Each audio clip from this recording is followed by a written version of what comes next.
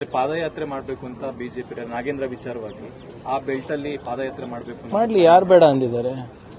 ಹಿಂದೇನು ಬಿಡದಿ ಪಾದಯಾತ್ರೆ ಅಂದ್ರು, ಮೂಡಾ ಪಾದಯಾತ್ರೆ ಅಂದ್ರು, ಈಗ ರಾಯಚೂರು ಪಾದಯಾತ್ರೆ ಅಂತ, ರಾಯಚೂರು ಟು ಬಳ್ಳಾರಿ ಪಾದಯಾತ್ರೆ ಅಂತ ಇದ್ದಾರೆ. ಮಾಡ್ಲಿ, ಯಾರು ಬೇಡ ಅಂದಿದ್ದಾರೆ?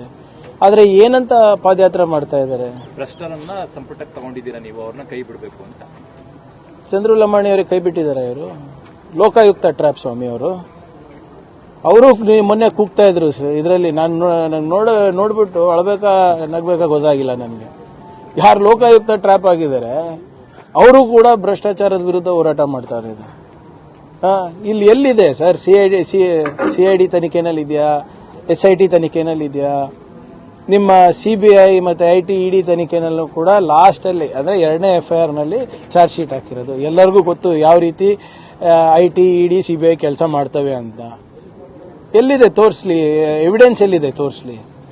ಸುಮ್ಮನೆ ಮಾಧ್ಯಮದ ಮುಂದೆ ಬಂದು ಮಾತಾಡೋದ ತಕ್ಷಣನೇ ಸತ್ಯ ಸುಳ್ಳಾಗಲ್ಲ, ಸುಳ್ಳು ಸತ್ಯ ಆಗೋದಿಲ್ಲ. ಸದನ ನಡೀತಿದೆ ಸ್ವಾಮಿ, ಚರ್ಚೆ ಮಾಡಕ್ಕೆ ಯಾಕೆ ಬರ್ತಾ ಇಲ್ಲ ಇವರು? ಪಾದಯಾತ್ರೆ ಮಾಡಿ, ಬೇಡ ಅಂತ ಇಲ್ಲ, ಚರ್ಚೆ ಯಾಕೆ ಮಾಡ್ತಾ ಇಲ್ಲ? ಎಷ್ಟು ದೊಡ್ಡ ಅವಕಾಶ ಕಳ್ಕೊತಾ ಇದ್ದಾರೆ ಬಿಜೆಪಿಯವರು ನೋಡಿ ನಮ್ಗೆ ಎಕ್ಸ್ಪೋಸ್ ಮಾಡಕ್ಕೆ.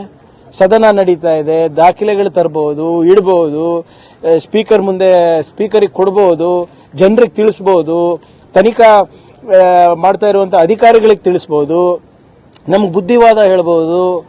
ಯಾಕೆ ಮಾಡ್ತಾ ಇಲ್ಲ ಅವರು? ಇಂಥ ಸುವರ್ಣ ಅವಕಾಶ ನಾಗೇಂದ್ರ ಅವರಿಗೆ ಎಕ್ಸ್ಪೋಸ್ ಮಾಡಕ್ಕೆ, ಕಾಂಗ್ರೆಸ್ ಪಾರ್ಟಿಗೆ ಎಕ್ಸ್ಪೋಸ್ ಮಾಡಕ್ಕೆ ಯಾಕೆ ಮಾಡ್ತಾ ಇಲ್ಲ ಅವರು? ಯಾಕಂದ್ರೆ ಅವ್ರ ಹತ್ರ ಏನೂ ಇಲ್ಲ.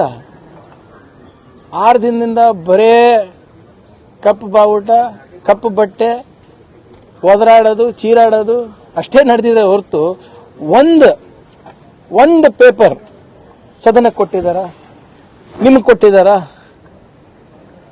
ಅಥವಾ ಯಾವ್ದಾದ್ರೂ ತನಿಖಾ ಸಂಸ್ಥೆ ಕೊಟ್ಟಿದ್ದಾರಾ? ನಥಿಂಗ್. ಅವರವರ ನಾಯಕತ್ವವನ್ನು ಉಳಿಸ್ಕೊಳ್ಳಿಕ್ಕೆ ಹೋರಾಟ ಇರೋದು ಹೊರತು ಇದರಲ್ಲಿ ಯಾವುದೇ ಸತ್ಯಾಂಶ ಕಾಣಿಸ್ತಾ ಇಲ್ಲ ನಮಗೆ. ವಿಜೇಂದ್ರ ಅವರು ಬಿಜೆಪಿ ರಾಜ್ಯಾಧ್ಯಕ್ಷರಾಗಿ ಉಳಿಯೋ ಹೋರಾಟ ಇದು. ಅಶೋಕ್ ಅಣ್ಣ ಅವರು ವಿರೋಧ ಪಕ್ಷದ ಹೋರಾಟ ಅವ್ರದ್ದು. ಇವೆರಡರು ಬಿಟ್ರೆ ಬೇರೆ ಮೂರನೇದು ಯಾವುದೂ ಇಲ್ವೇ ಇಲ್ಲ ಇದ್ರೆ.